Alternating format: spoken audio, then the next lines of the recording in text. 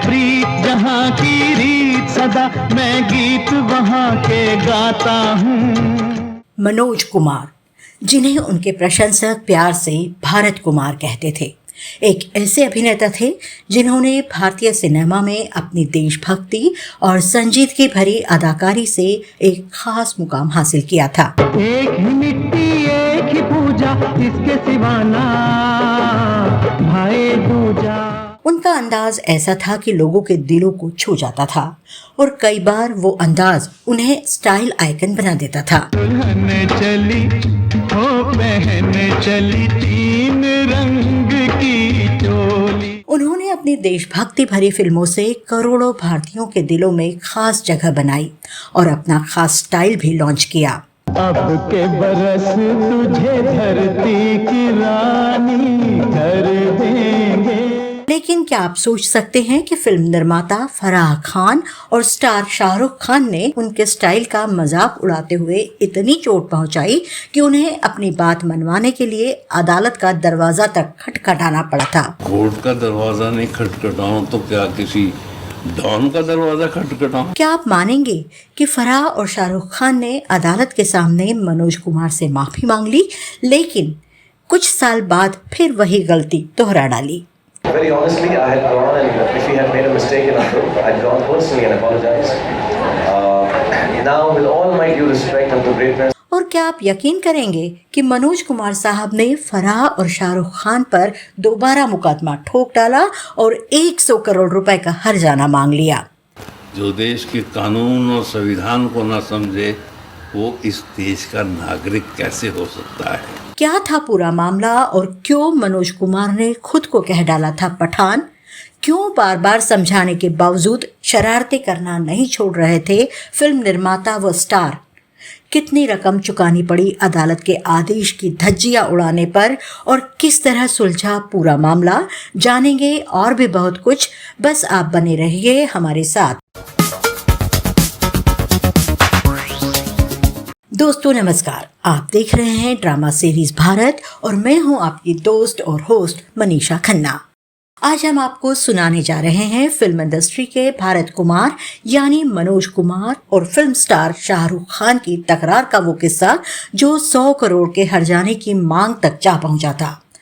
सबसे पहले आपको सुनाते हैं मनोज कुमार साहब का वो बयान जिसमें उन्होंने खुद को पठान घोषित किया था। मैं गोस्वामी भी हूँ और मैं पठान भी हूँ, और पठान जब कुछ ठान लेता है तो फिर वो ठान लेता है। ये बयान मनोज कुमार साहब ने तब दिया था जब वो फिल्म स्टार शाहरुख खान से नाराज चल रहे थे।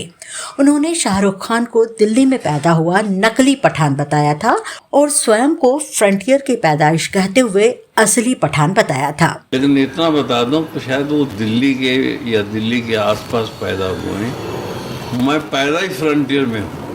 बात वैसे तो ज्यादा गंभीर नहीं थी, लेकिन मनोज साहब को इतना गुस्सा क्यों आ गया था कि उन्होंने 100 करोड़ का हर्जाना मांग लिया। पूरी कहानी समझने के लिए एक नज़र इसके बैकग्राउंड पर डालना जरूरी है। 24 जुलाई 1937 को तत्कालीन नॉर्थ वेस्ट फ्रंटियर प्रोविंस के एबोटाबाद में एक पंजाबी ब्राह्मण परिवार में जन्मे हरिकिशन गिरी गोस्वामी का परिवार देश विभाजन के दौरान दिल्ली शिफ्ट हो गया था। हिंदी फिल्मों में उनकी एंट्री 1957 की फिल्म फैशन से हुई। उन्हें पहचान मिली विजय भट्ट साहब की सुपरहिट फिल्म हरियाली और रास्ता से, जो रिलीज हुई थी 1962 में। जीवन के दो पहलू हैं, हरियाली और रास्ता। इसके बाद के कुछ वर्षों में उन्होंने डॉक्टर विद्या, शादी और गृहस्थी जैसी सफल फिल्मों में अपनी पहचान बनाई, जो 60 के दशक की शुरुआत में रिलीज हुई थी। मोरी पायल खुल खुल जाए राम, मोरी पायल खुल खुल। 1964 में मनोज कुमार राज खोसला साहब की मिस्ट्री थ्रिलर फिल्म वो कौन थी में एक नए अंदाज में नजर आए।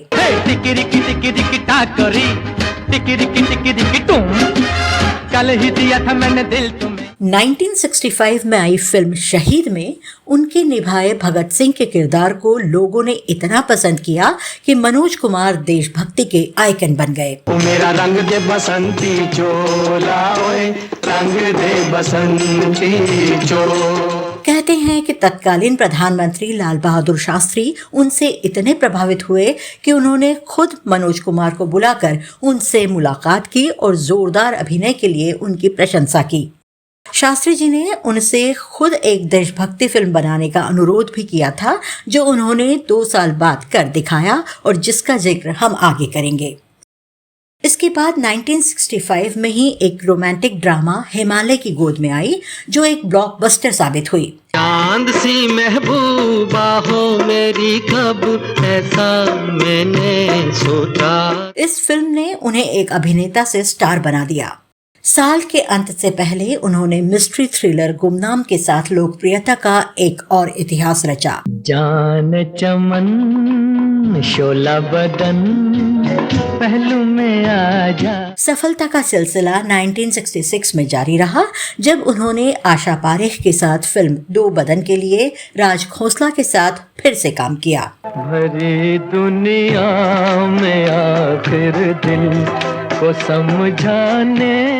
इस फिल्म को खोसला के निर्देशन, कुमार के अभिनय और गीतकार शकील बदायूनी द्वारा लिखे गए गीतों के लिए याद किया जाता है, जिसमें मोहम्मद रफी और लता मंगेशकर द्वारा गाए गीत शामिल हैं। नसीब में जिसके जो लिखा था वो तेरी महफिल। मनोज कुमार ने उसी साल शक्ति सामंत की फिल्म सावन की घटा में शर्मिला टैगोर के साथ अभिनय करते हुए एक और हिट सौगात दी। जरा होले होले चलो मोरे साजना, हम भी पीछे हैं तुम। दोस्तों, प्रधानमंत्री लाल बहादुर शास्त्री के अनुरोध पर जय जवान जय किसान के नारे के साथ मनोज कुमार ने जो फिल्म बनाई थी, उसका नाम था उपकार। मेरे देश की धरती सोना उगले उगले हीरे मोती, मेरे देश की धरती। हालांकि दुख की बात ये रही कि जब 1967 में ये फिल्म रिलीज हुई, तब उनकी पीठ थपथपाने के लिए शास्त्री जी मौजूद नहीं थे, क्योंकि जनवरी 1966 में उनकी मृत्यु हो गई थी। लेकिन फिल्म बेहद लोकप्रिय रही और इसने मनोज कुमार साहब को एक नया आयाम दिया। रंग लो दिलों को एक रंग में, आई झूम के बसंत झूम। बॉलीवुड जब रोमांस और ट्रेजेडी की 2 धाराओं में बह रहा था, उस वक्त मनोज कुमार ने अपने लिए देशभक्ति थीम को चुना और दर्शकों के दिलों में देश प्रेम का जज्बा जगाया। भारत का रहने वाला हूँ, भारत की बात सुनाता हूँ। उनकी फिल्मों ने उस दौर में भी तहलका मचाया, जब राजेश खन्ना की आंधी में बाकी सितारे उड़ से गए थे। 1970 में रिलीज उनकी फिल्म पूरब और पश्चिम ने भारत के साथ साथ विदेशों में भी उनका डंका बजा दिया था। ओ घर वालों जरा इसको संभालो, ये तो है बड़ी भोल। मनोज कुमार ने हमेशा ऐसे किरदार चुने जो समाज को एक संदेश देते थे। उनकी खुद की बनाई फिल्में देशभक्ति से ओतप्रोत तो रहती ही थीं, समाज की विषम परिस्थितियों और व्यवस्था की खामियों पर करारा प्रहार भी करती थीं। यही कारण था कि सत्ताधारी दल कांग्रेस और उनके दौर में लंबे अरसे तक सत्ता पर काबिज रही प्रधानमंत्री इंदिरा गांधी को मनोज कुमार फूटी आंखों नहीं सुहाते थे। इमरजेंसी के दौरान तो उनके फिल्मों का प्रदर्शन रोकने की भी कोशिशें की गई, जिन्हें उन्होंने अदालत से लड़ाई लड़कर विफल करवाया।